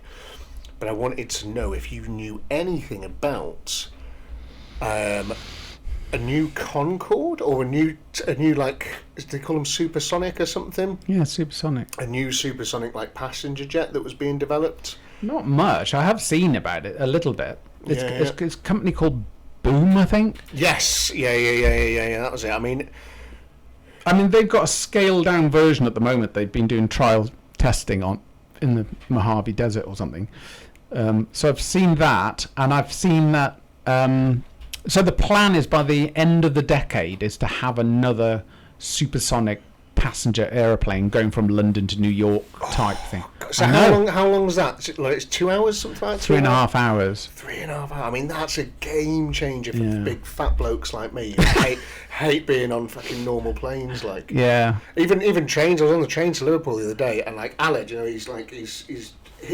we were looking, and my knees were right up against the seat in front on the train. Yeah. Aled's knee stopped there. And I'm just like, look, are you fucking lucky bastard? I'm so fucking hemmed in. I'm like, who is this made for? Yeah, 3.5 hours. But I did see that it's going to be incredibly expensive. But I'm hoping if demand goes mad for it, and people are like, I want that one, I want it. Yeah. They'll make more, and then the price will come down. That's what I really, really hope. I don't know a lot about it, but it's great, isn't it? Because it's such a shame to lose Concorde. Yeah. After that French crash, yeah. Yeah, but it was the French, but they also said it was because it was just too expensive. Yeah. And they weren't really making the money out of it. But I think that was possibly at a time where things are a bit different now. Everything's a lot more fast-paced nowadays, and like, you know, everybody wants everything yesterday, don't they? Yeah, you know, and it's true. People's attention spans aren't as good. Yeah. So if I can get to, you know, to New York in 3.5 hours, that'd be sick. I know, it's amazing. So cool. But it's apparently it's not as fast as Concorde was. Oh, forget it then. But it is supersonic. And Nice. what was the other thing? Oh, and it's run completely on what they call it? SAF, sustainable aviation fuel, or something, something like that. SAF, something like that. But sustainable fuel. Wow. Yeah. So which is quite amazing, isn't it? God, it's really good. Really good. Yeah. Yeah, just like, it's one of those things for me. Like, a lot of stuff, you wonder why the development of it has stalled at the point that it's at. For example, planes. Yeah. You know, it's like passenger jets. Why aren't we doing 4,000 miles an hour? Do you know what I mean? Because it's just like we're doing very similar speeds to the speeds that we're doing in the 70s. You know what I mean? Yeah, And it's true. like, why in the last 50 years? You know, because if you look at the 70s to the 40s and how much faster we got there in 30 years, it's like how in the last 50 years. And I understand that, you know, physics plays obviously a big part in it and stuff, but Yeah, because and I was going to say it is a part of that because drag is squared with speed, isn't it? So if you the more speed, the more drag. Yeah, but a lot more drag. So to get through, like the power to get through to supersonic, you need a lot of power and a lot of fuel to do it. You know, so. But it's like, you know, I see what you're saying. It's the same thing with cars as well. But then you look at stuff like the Veyron and the Chiron and things, which, you know, they're 250, 300 mile an hour cars. Yeah. That can do that over and over again all day long. And it's like, right, okay, so, and that's, you know, and then you compare it to, you know, 50 years ago again in the 70s where cars were, you know, some of them were hitting 200 mile an hour if they were very, very, very sketchy as fuck. Yeah. But most weren't, you know what I mean? It was pretty unheard of. But now, like, so it's like with planes, so I'm hoping that this boom, you know, that kind of is going to make things go a bit quicker. Yeah. Because I hate getting on the plane. And it's like, you know, really... you know, when I go on holiday and stuff, which is why I drive when I go on holidays, because I just fucking hate getting on planes. Well, you know, another 50,000 subscribers, and you'll be able to go first class anyway, and you can lie down in a bed. I don't think so. How much money is that? I don't know. It's expensive. Yeah, it is very expensive. It'll be a very, very long time if that ever happens. Yeah, but it's only because I want to go over to the States and do some like collaborations with Vice-Grip Garage, Pole Barn Garage. You know, I'd love to do some American Resurrections. Stick some them on a collabs. Collapse. Yeah. And then stick the car on a ferry and you know bring it back to Blighty. Not ferry, is it? Yeah, big ferry, innit? Big ferry with a load of metal boxes full of cars. Yeah. Those ISO containers are amazing, aren't they? Really cool. That was a good. Apart from when they fall in the sea. Yeah. Good. What a good. Ships. That's another one. Why they're so fucking slow? Why did it take a month? A month. Nothing should take a month in 2024, should it really? No, you're to right. get from one place to another, make the ships faster. Because Yeah. great thing about you're not right. Fucking hell, why aren't they? You're not going to hit anything. You're in the middle of the ocean, right? Yeah. Going from the fucking America to the UK. You're not going to hit anything. Hydrofoils. Yeah. Just make the fucking things quicker. Oh my god. Yeah. I suppose they have, and then they put wings on them and put them in the air, didn't they? Yeah, they're better. What about those things that the ground effect things that Russia's big into them? They only fly not very high. Just a little bit above the sea. There's some massively big things, but as now you can bump into things with that. With Russia, they sort of like there was maybe some evidence that they tested one once. Yeah, but they don't really exist. Yeah, I mean, there's one parked on a beach somewhere that you can go and have a look at. Which and they've got like 6 jet engines or something, massive things. Yeah. It's weird though. So fucking cool. Yeah, so cool. Do like watching little documentaries on those on YouTube of just these things that are just like this could have been amazing. Yeah. And fair play to the old Soviet Union like for doing mad like engineering stuff with like planes and stuff. And, because a lot of it's really really interesting, really cool. But so that should be interesting. 2029, 2030, something like that. They're on about having a sort of it being in service. That That'd be awesome. Pointy thing. Might be able to afford it by then. Yeah. One of the interesting things I was thinking about the other day, you know the trains, you know they're doing the HS2 and all this sort of stuff. When I went on the car train recently to go to the Eurotunnel, Oh yeah, Le Shuttle, yeah, love that. really good. I had like a bit of an epiphany about this train because it's going to be, you know, they're finding people to go on it and all this sort of stuff, and it's going to be very expensive and things. Make some of it fit cars, because imagine, you know, you could now say, because people don't just use cars to travel, they might need that. Say if I wanted to go down from, Leeds or something, or Manchester, and I want to go to pick up this BMW, you know, from down south, I could get the train down there. You said BMW. Oh fuck! I did. You can edit that out. No, I'll forget. But I haven't told them which BMW is. Yeah, that's true. Anyway, and so if I were to say, so I couldn't necessarily drive the thing back, but maybe you could just drive it enough to drive it onto a train. Yeah. And then jump all the way back, and then you just, you know, get off the train and you're near your home. Or when the traffic is completely fucked and the traffic's so bad, and say I need to get to the Eurotunnel, Yeah. I'll get the train to the Eurotunnel, train again across, and then your car's in Germany. Yeah. And you've not really done anything. Like it. That would be cool. So yeah, especially for things like the Rover, the P4, because, you know, it'll probably, you know, I drive that to London, it's going to fucking blow up, isn't it, you know? Yeah. Never mind driving it all the way to Germany. Honestly, I mean, I know a little bit the answer to this, but the trains, like, you know, a leaf on the line and it all stops, doesn't it? Yeah. And I know it's old infrastructure, but you look at somewhere like Japan. Yeah. We are embarrassing in terms of trains, like. Mate. And it's so expensive. It's so expensive. And the thing, you know, again, I went on the train the other day to Liverpool, and it's just a shit experience. Yeah. It's horrible. So, like, it should be really good. should be. You can have a wee and you're still going where you want to go. It's should good. be so much. But let me tell you all the reasons why it was shit.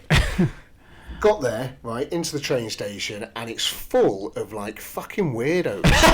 Absolute weirdos. Like, What, who don't drive, you mean? yeah, what's that all about? But, like, real sort of, like, and everybody looks in, like, a right mood. Yeah. And they're all a bit, like, annoyed at everything. They're all sort of rushing, like, rushing around, and sort of everything's a bit of a problem. And you're like, what the fuck is going on? And you look at these boards, and, like, I don't know what any of that means. Like, and thankfully Alad was there, and he's like, right, we're getting on that one, platform 3, we've got to go over these steps, we're going to, like, why is that? That's too much. Like, it should be, the station should be above all the things. So you go into the station, and then you just walk along, and it should have a sign saying Liverpool and stairs. Yeah. Do you know what I mean? And it's like, great. But instead, you've got to go up and over, and then we climbed. Fucking hell, when we got to Liverpool, have you ever done like Liverpool Central? Yeah. It's about 400 steps, 500 steps to get out into Liverpool. And it's like, what the fuck? It's just a shit experience, like the whole thing. And then when you're on the train itself, really hot, really crammed in, no windows that open. The windows don't open because fucking chavs are throwing fireworks out and stuff. I don't know, whatever they do. But really hot, really cramped. Babies crying. Yeah, you can't stop that. That's because it's hot. Yeah, just hot. It's like, open the fuck up, you can't. No, we're on the train, it's too fast. Too fast, you can die above Yeah, 30 miles an you hour. die if we open the window. Yeah. Oh, But and then I had a friend who went to see somebody they knew in Switzerland, and Nice. they looked at the itinerary and said, "I'm supposed to get there at 3:30, for example, but I might not make that." And she went, "Oh, why not?" And she said, "Well, because of one of my changes, there's like 3 minutes to get from my train onto the next," and she went, "Yeah, that's completely normal." It's like, no, don't worry. And she said, sure enough, her train pulled up and she had to go across a little bit of platform onto the next train. Exactly 3 minutes later, it pulled out. It's like, so first of all, there was no So chance much that one was going to be 3 minutes late. Yeah. And the other one knows you're going to be there. Yeah. So they put you right next to it. Trains And in it's like, and then off you go. It's like, why can't we do that? Yeah, we're just... But there's a lot of stuff that I think because of the way we built roads and the fact that everything's on... I think the camera's just decided to stop. Sorry, back. What were we saying there about trains? Trains. There's a funny Bill Bailey line that I loved, which was that all the roads and train lines and stuff in Britain, all the little chefs, there was all these little chefs were in the UK, and then all the roads and train lines were built to sort of attack, to connect them all up. And it feels exactly like that. Nothing makes any sense. No, it doesn't. The way everything goes, all the roads and stuff, they just add on to shit all the time. And if you get to a big train hub, like Crewe is a close one, before you go anywhere, you have to seem to go through Crewe. Yeah. And a lot of times you'll have to change at Crewe as well. Crewe. And just in the middle of fucking nowhere. Why Crewe? And on the itinerary, it'll say, you'll be platform 1B or whatever, and then you'll be on platform 1T, and they say the 11:17 from Crewe to Euston is now boarding on 4A. Yeah. What? Why is there? Why a have you number changed and it? a letter? Yeah, but why have you changed it? Why don't they just do 1, 2, 3, 4, 5, 6, 7, 8, 9? Why is it 1A, 1C, 1A? Yeah. Fucking hell. Astonishingly bad. But and again, a lot of it with the roads and stuff as well. There's like.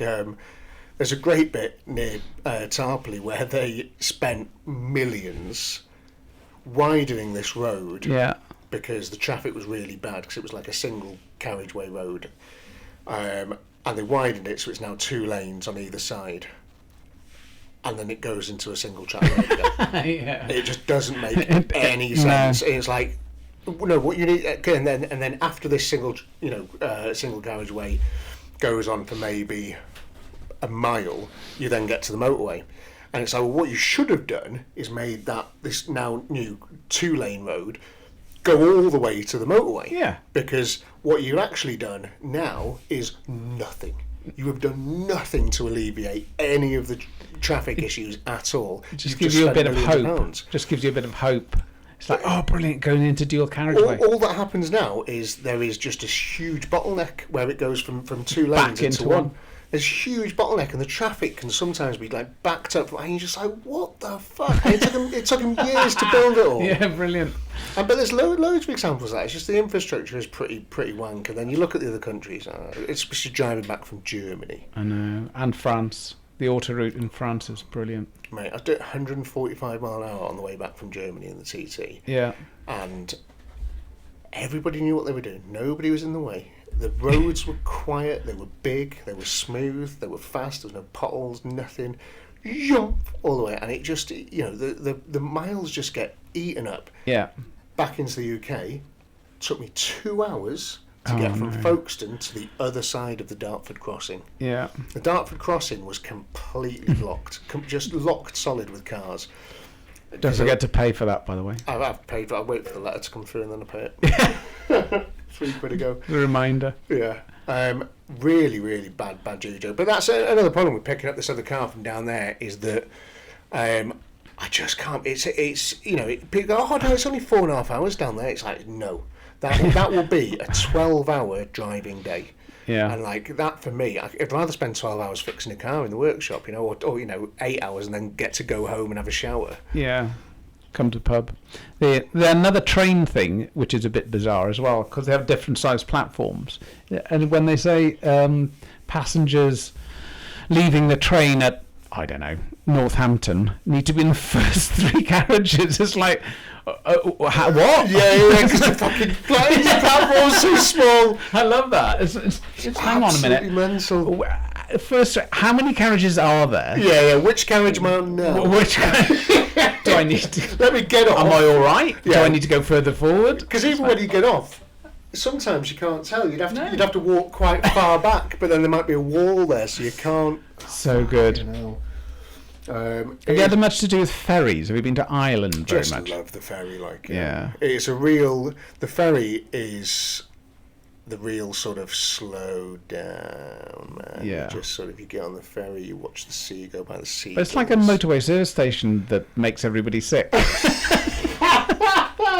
Go into the toilets and there's people it's like, oh, come on. Have you never heard of COMS or whatever they're called? Just piss, just rushing from side to side on the floor of the toilets and the ferry. The smell. Not good. I've had some fucking hit because I always used to take the ferry. First time I went on the trains journey, but I've been over like tons of times, and always on the ferry because it's cheaper. Yeah. And like there's a reason for that. There's been some bad times Not on that good. ferry. Yeah. But it's just like when the weather's nice and you can just go out onto the deck, have a pint and a cig, and just watch all the sea and blue sky. Yeah, it's great. warm and everything. It's so much better than the train. Yeah, no, I agree. The train. Yeah. Quite often though, it is pissing it down and very, very windy. And there's fucking hell. Last time I went on the ferry, there was gotta be careful at how I sort of talk about this. There was a person with you. Oh yeah, well yeah, her as well, but she can get fucked. But no, so there was two coaches of gifted children that had been to Disneyland, Right. and it's not very big on the ferry, and for some bizarre reason they pick and choose what they sort of open and close and stuff. So like there's usually like two big restaurants, and then there's a bar at one end, and so you can usually split yourselves out. If it's like dead noisy at one end, you go, I'm just going to go down there and sit in the food hall or something like that. Yeah. All closed, yeah. So no food. So Yeah. it was all, they were serving like paninis and things from this other end of the ferry. And they'd obviously not got the memo that two coaches of probably, if there's 70 odd kids on each coach, 150 kids of like, they had a lot of needs that needed to be met, these kids. Yeah. And this ferry hadn't got that memo. They didn't, and they all wanted feeding. And then the other problem you had was there was also all of the other passengers.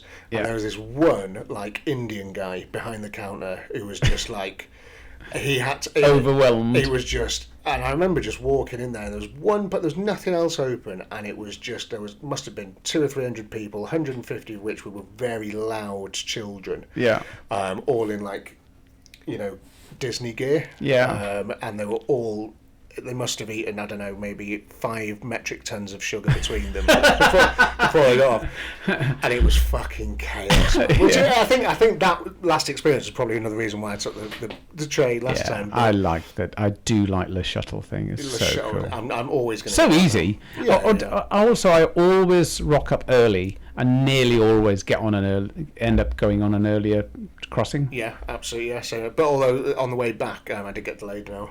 Oh, did you? Yeah. That's unusual. Big stoppage for an hour. But on the ferry, I've been delayed for longer, and it takes an hour longer anyway. Yeah. And, sometimes it can be absolute chaos. Yeah. And, the thing is, if you've just driven, that time I was coming back, I think I'd just driven 6 hours. All I wanted was a nice warm meal and a pint, Yeah. And it was not possible. Yeah. And you're sort of sitting there on very uncomfortable chairs as the wind and the rain batters the side, where you are, and oh man, mad. So yeah, maybe I don't like the ferry so much anymore. When I was on search and rescue at RF Valley, the Holyhead to, I think it was Dunleary at the time, ferry. Yeah. So we'd go out and we'd call them, so you get the name off the back, you read it, and say merchant. Ferry. Yeah, merchant vessel, whatever it was called. Okay. Can we put someone on board for training? So you come up alongside, and it was as if we had to, and they all say yes, because if they needed to get somebody off quickly. Yeah, they can always get them a lift back. That was quite cool. So really cool. So you'd sort of find a little bit of the deck and say, right, we're going to put the winchman down there, and so you put him on, and then fly around a couple of times, come pick him up. So that was quite cool. He sort of stood there like... Yeah. All right, mate. Well, he normally does something about, I'll give somebody a quick briefing about, so if we had to do this for real, this, clear the deck chairs off here or whatever, we need an area where, it could be rolling around a lot and, make sure. So it normally gives a quick chat. That's cool, isn't it? Yeah, very nice. So interesting. Let me see if I've got anything else for you. It's flying with time, 1 hour 40 minutes already. This is nuts. What was I did have something written down. I'm sure I did. I wanted to talk briefly about, sometimes there's cars that come on the channel that nobody gets a chance to see. What? Why? So I did one recently which nobody will ever see, which was a Buick Park Avenue.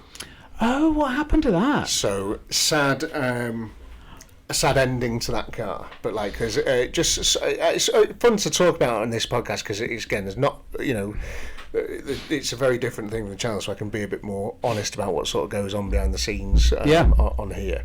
But the Buick. I'd forgotten about that. You did tell me. Yeah, it was in my possession for like 4 days, 5 days. It was just a real complete fuck up. I was on eBay late at night. Yeah. And it was on there, and it was £495, and I was like, it's from 1992. Yeah. Cool as fuck looking car. Looked like a old police car type thing. Yeah. Really, really cool.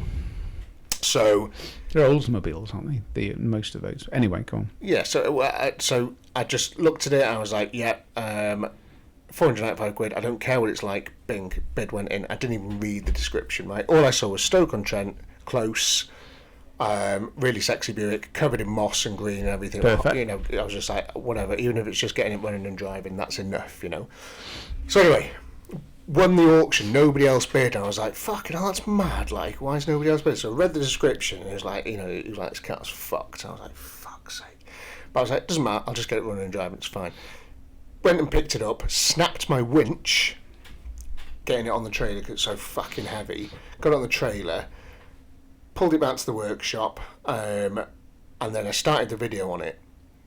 And like, again, when I say like, I don't like it when people have been there before, because you've just not got a clean slate. Someone might have cut a wire or something. You just don't know. It's like a real headache it becomes.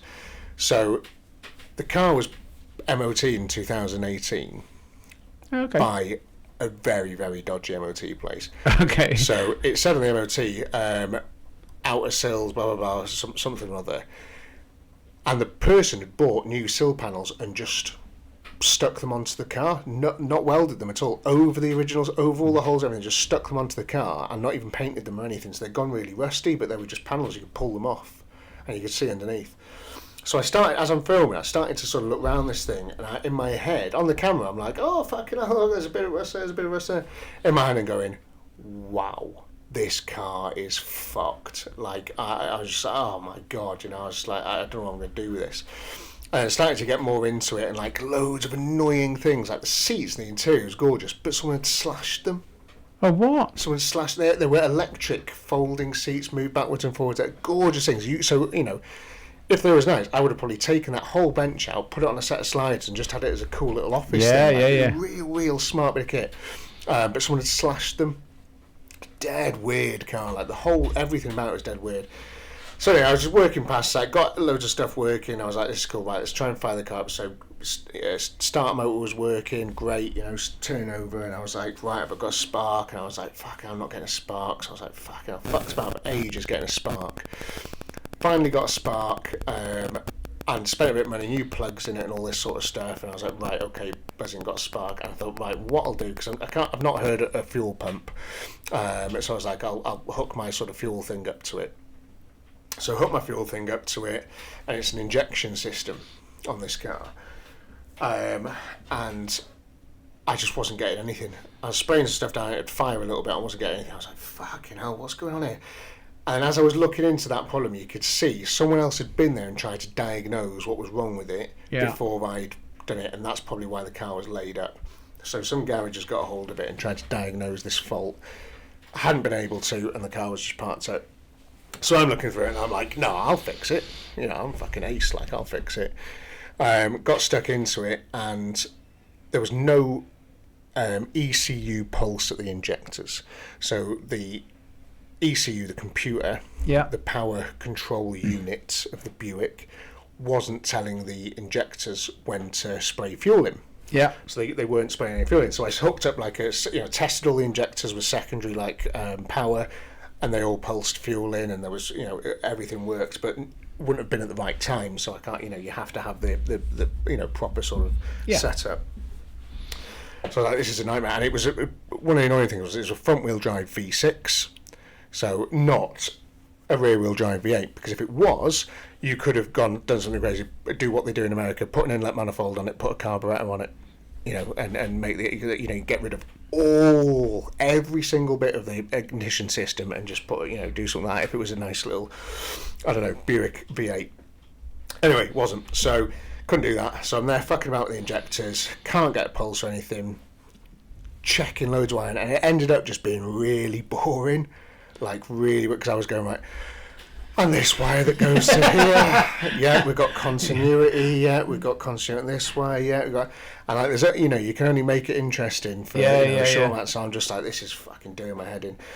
Anyway, so I worked out that the ECU was fucked, the ECU was fried. And I went on Google, and apparently it's quite a common fault, and I was like, well, how can I fix it? What can I do? Because I really didn't want to give the car up, because I invested quite a lot of time and money in it. And then, so I got, went on these forums and that, and they essentially said that you would have to send your ECU off, get it remanufactured if they can remanufacture it. Yeah. If they can't, you then have to find a second-hand ECU, which, where you're fucking going to find one of those, it'll be in America somewhere. Yeah. And then you have to fit it to the car, take the car on a trailer to the dealership. What? And have it coded. Buick dealership? Yeah. So, do you know where our nearest Buick dealership is? No. I think it's New Jersey. Yeah. In America. Exactly. So it was just a complete non-starter, and I think there's potentially there will be someone in the UK that could have coded it. Finding them, they're probably in London somewhere, because all the sort of American car heroes are down there. Yeah. So it would have just been an absolute annihilation. So I got to a point where I just fucking stood next to it and just went, you know what, time of death. Yeah. Called it. Time of death. Like it. And I was just like, I'm just going to move on to something that I can fix. Because this is going to be, and the welding it needed was astronomical. So the boot was in two halves. Nice. So it cracked all the way down the middle of the boot, and it was just, you'd have to, I don't know what you'd have to do. You'd have to weld a plate over the crack or something. Completely bizarre. All the sills completely gone, all the corners of the car completely gone. I was like, the thing's fucking shagged. Yeah. Well, it kind of looked like a Ford Crown Victoria, if you know what that looks like. Yeah, I do. But completely shagged. And it was a front-wheel drive V6, so it wasn't really worth anything anyway. So you it's like, of all the other stuff, if you could have done something with the engine, it's quite an interesting engine, isn't it? It's like, yeah. But no. But it's not. But no. It's not. It's got really boring automatic slush box attached to a fairly unpowerful V6. Yeah. So I was like, which again I just didn't read in the So what do you description. do with your cars that you... So I scrapped that one. I just scrap it. Yeah, so I took it off for scrap. Or, not. I always say for scrap as well, but people need to understand I mean for parts. Yeah. So someone's going to strip it for parts and try and sell them and stuff, which is good, which is what it needs. But that's what led to one of the other cars that I will be resurrecting soon, because the place I took it to had it there, and I'm going to take that on. Cool. But there we go. I just thought I'd tell people that, because it is interesting, because it just seems like a series of never-ending success stories, and that's not always the case, is it? Fantastic. I'm glad you said that, because it is important for people to understand that there is that in total that probably took 4 days of my life. Yeah. Just to wait for something that nobody's ever going to see, and lost me probably I don't know, maybe $1,000. Yeah. So it's not all, and so much of YouTube that you watch, especially the sort of big YouTubers and stuff, you only see the good bits. You only see the good stuff. I always try and put everything in my videos. If I fucked something up, I'll show you. Yeah. And you only ever see, tend to see the sort of good bits and the success stories. But there is so much behind the scenes that it's just game over. Yeah. So there you go. That's really cool. That's really interesting, actually. Yeah. Should we call it there? Yeah. Yeah. Thanks very much for watching and listening if you're on Spotify. And if you have enjoyed it, hit the subscribe button. That'd be really cool of you. You don't have to, but if you do, it'd be sick. And we will keep doing these as often as we can. It's just, again, it's another one of those things. We happen to have a Sunday where we could just sort of jump in on it. So. And you're not hungover. And we're not hungover, which is brilliant. We cracked the code. Yeah. See you next time. Cheers. Bye.